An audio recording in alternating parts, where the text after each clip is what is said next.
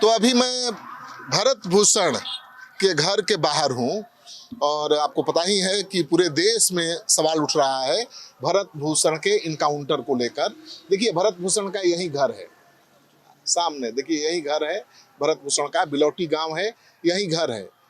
भरत भूषण का घर अभी भी आधा अधूरा है, घर तो बन गया है लेकिन अभी तक प्लास्टर नहीं हो पाया, न डेंट पेंट हो पाया है, फिनिशिंग का काम पूरा बाकी है। तो उनके परिवार की आर्थिक स्थिति का अंदाजा आप लगा सकते हैं। एक साधारण परिवार का बेटा था, लेकिन घर परिवार वाले उसे पागल मानते थे क्योंकि घर परिवार की चिंता ही नहीं थी उसको चिंता थी समाज के दबे कुचले लोगों की। वो लड़ाई लड़ता था बाढ़ कटाव पीड़ितों की, वो लड़ाई लड़ता था भूमिहीनों के लिए, वो लड़ाई लड़ता था दलितों, वंचितों, शोषितों के लिए। लेकिन जब कोई लड़ाई लड़े गरीबों की तो शासन प्रशासन पुलिस को कहाँ सुहाता है, और वही हुआ।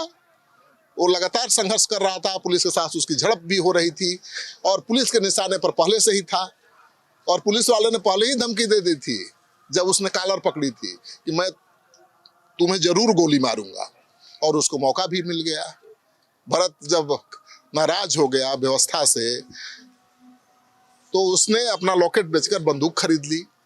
बंदूक खरीदने का मकसद किसी की हत्या करना नहीं था, बल्कि अपनी समस्याओं, बाढ़ पीड़ितों की समस्याओं की तरफ देश, दुनिया और सरकार का ध्यान आकर्षित करना था। और मौका मिल गया पुलिस वालों को बदला लेने का। देखिए मौका मिला, पुलिस ने छापा मारा, 2 दिन ड्रामा किया और तीसरे दिन तो मार ही गिराया।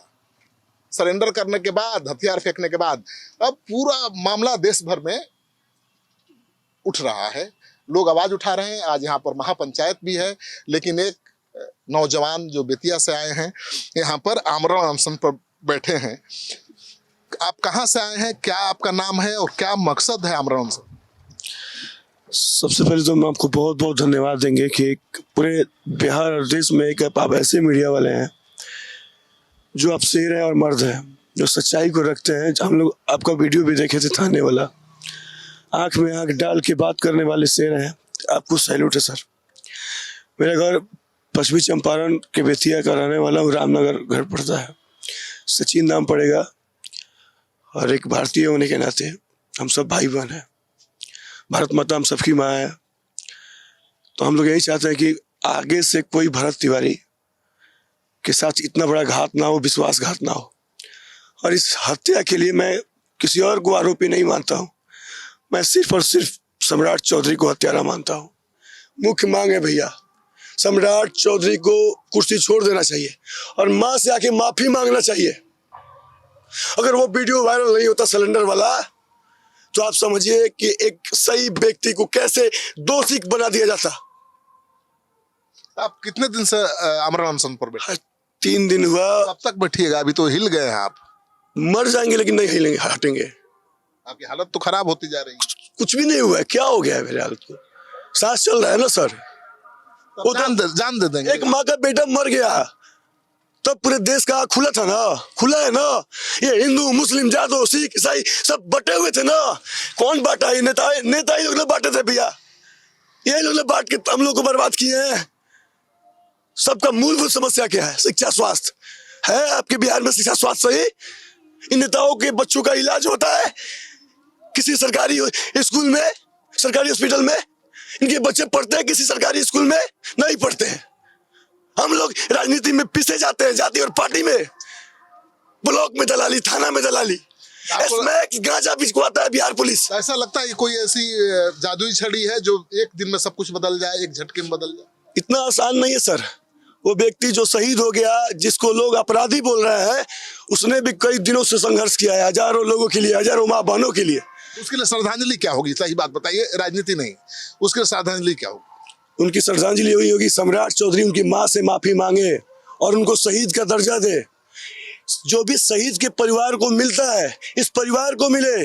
बाढ़ पीड़ितों, कटाव पीड़ितों जिसके लिए लड़ रहे थे, उनको न्याय मिले। सर देखिए, 1 साल पहले बाढ़ पीड़ित बर्बाद हुए, घर उजड़ गया, सब कुछ छिन गया, लेकिन आज तक ना मुखिया को ध्यान गया, ना यहाँ के विधायक को ध्यान गया, ना यहाँ के सांसद को ध्यान गया।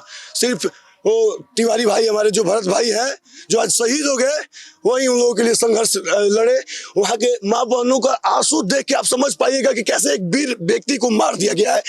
अपने इतना जान, जैसा एक वीडियो वायरल हुआ था उनका जिसमें वो बोले थे कि मेरा मोबाइल मेरे मरने के बाद मेरे माँ बाप को मिलना चाहिए।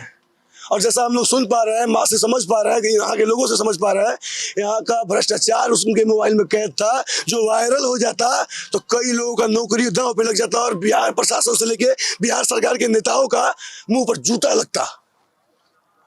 चलिए देखिए, केवल सामान्य पुलिस इनकाउंटर की घटना नहीं है, फेक इनकाउंटर की घटना नहीं है, बल्कि जो भ्रष्टाचार है उस पर पर्दा डालने की कोशिश है। क्योंकि भरत लगातार शासन प्रशासन पुलिस के अधिकारियों से लड़ रहा था। चलिए आप बोले जनता के चलिए आप बोले ना पार्टी पॉलिटिक्स की बात, तो एक बात बता रहे हैं, मेरे पिताजी जदयू के नेता है, मेरे परिवार के लोग बीजेपी के नेता है।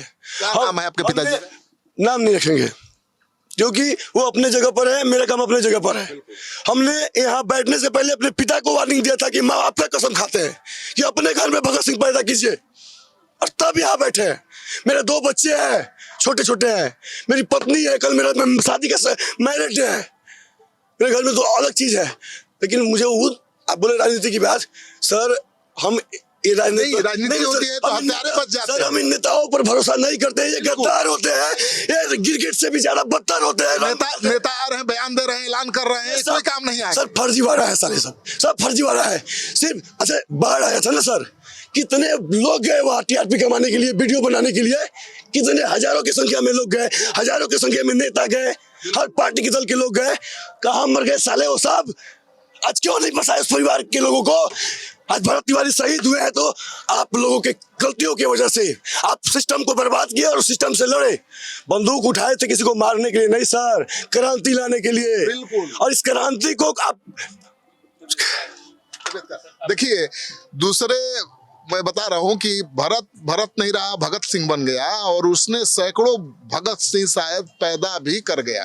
क्योंकि ये नौजवान के आक्रोश को देखकर आप बिहार और भारत के नौजवानों के दिल की बात और उनके आक्रोश को समझ सकते हैं।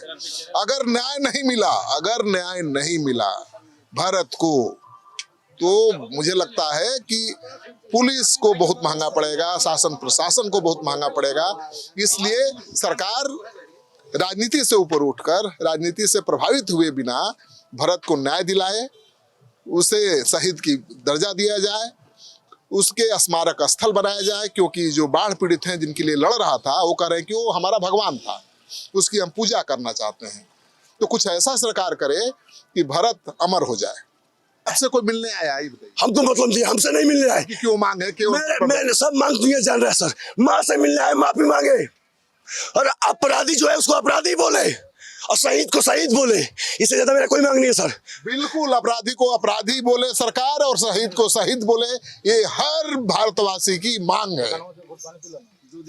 इस वीडियो को खूब शेयर करिए ताकि पता चले कि लोग क्या सोचते हैं भरत के बारे में। भरत तो शहीद हो गया, अब इस दुनिया में नहीं है, लेकिन भरत इस दुनिया से कभी खत्म भी नहीं होगा, मिटेगा भी नहीं, अजर अमर हो गया।